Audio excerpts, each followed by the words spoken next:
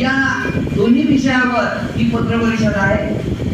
50 सुरक्षा रक्षक तिथे असे आहेत की ते नागपूर महाराष्ट्र विमानतळ विकास कंपनीच्या मालकीचे वॉटर ट्रीटमेंट प्लांट आहे आणि वर्षानुवर्ष त्यांना होऊन सुद्धा त्या ठिकाणी त्यांना परमनंट करण्यात येत नाही, केलं गेलेलं नाही.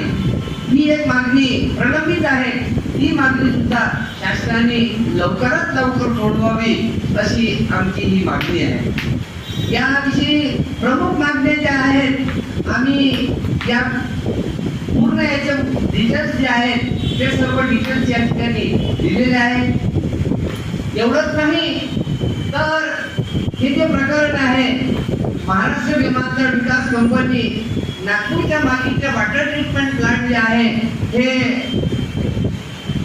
आपल्या देशाचे पंतप्रधान माननीय